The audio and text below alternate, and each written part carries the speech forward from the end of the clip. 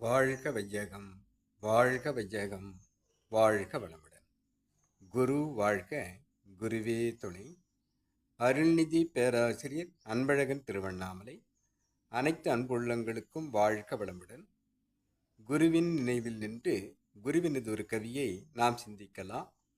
ஞானக்களஞ்சியம் தொகுப்பு 2 பாடல் எண் 984 கடமை என்ற தலைப்பிலே குரு அவர்கள் 1955 கொடுத்திருக்கக்கூடிய இக்கவியை நாம் சிந்திக்கிறோம். இன்று உலகில் 6 அறிவின் உயர்வில் வாழ்ந்து இன்பம் துன்பம் காணும் ஒரு மனிதனுக்கு சென்றுவிட்ட நாட்களிலே வாழ்ந்த முன்னோர் செயல் விளைவும் ஜகம் முழுவதும் இன்று வாழ்வோர்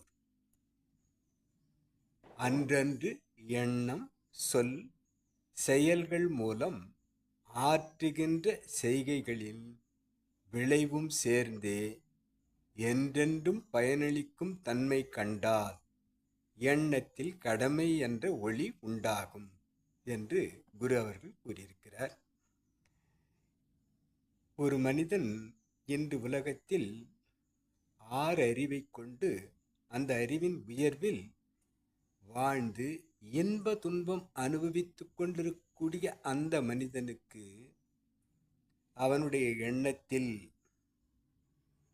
கடமை என்ற ஒரு ஒளியை நாம் பிரகாசிக்கச் செய்ய வேண்டும் என்று சொன்னால், முன்னோர்கள், சென்ற நாட்களில் வாழ்ந்த முன்னோர்கள், அவர்கள் என்ன செயல்கள் செய்து அதற்கு என்ன விளைவு வந்தது என்பதை நாம் சிந்திக்க வேண்டும் என்று கூறி, ஜகம் முழுவதும், இந்த உலகம் முழுவதும்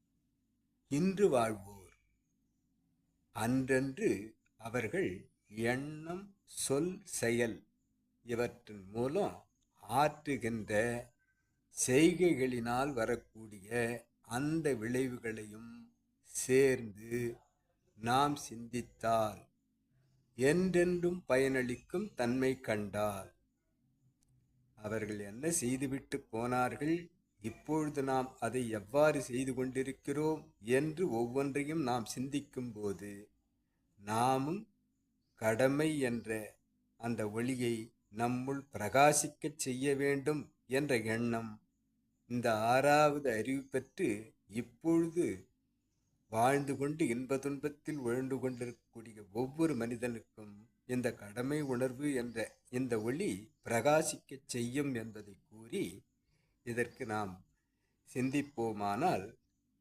முற்காலத்திலே வாழ்ந்தோரின் அந்த எண்ணம், அவர்கள் செய்கிற செய்கை, அவர்கள் நிகழ்த்திய அந்த விளைவு, உதாரணத்திற்கு சிந்திக்கலாம்.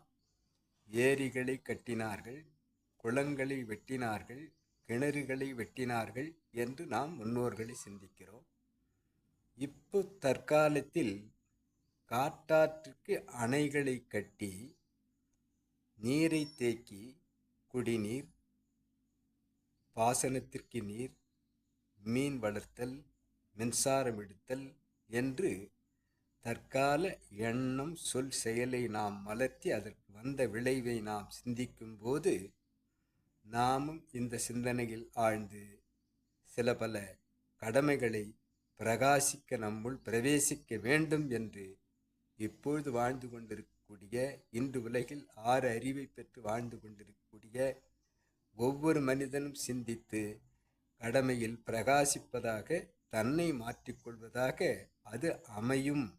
ஆக முன்னோர்கள் செய்தது என்ன, இப்பொழுது நாம் செய்து கொண்டது இருப்பது என்ன, இனி வருங்காலங்களில் எவ்வாறு சிந்தித்து நாம் செயல்களாக நிகழ்த்தினால் இந்த அளவிற்கு இந்த கடமை அறம் சிறக்கும் என்பதை குரு அவர்கள் சிந்திக்கச் சொல்கிறார். கடமையை செய்திடு, காலத்தில் செய்திடு, உனக்கும் நல்லதாம் ஊருக்கும் இனியதாம் என்று கூறும் குரு இந்த கவியில் முன்னோர்கள் செய்தது என்றும் பலனளிக்கிறது, நாம் செய்து கொண்டிருப்பதும் பிற்காலங்களில் பயனளிக்கும் என்பதை சிந்தனையில் நாம் சிந்தித்தால், எண்ணத்தில் சிந்தித்தால் நாம் கடமையில் ஒளி பிழம்பாக பிரகாசிக்க முடியும் என்று கூறும் குருவினுடைய சிந்தனையை நாம் இன்றைக்கு சிந்திக்கலாம். இதுகாரும் செவிமடுத்த அனைத்து அன்பு உள்ளங்களுக்கும், இவ்விளக்கத்தை என்னுள் ஏற்படுத்திய இறைநிலைக்கும், இக்கவியை தன்னுள் ஏற்படுத்தி நமக்கு பிரகாசிக்க செய்திருக்கக்கூடிய நமது குருவுக்கும் நன்றி நன்றி நன்றி. வாழ்க வளமுடன் என வாழ்த்தி நிறைவு செய்கிறேன். வாழ்க வளமுடன்.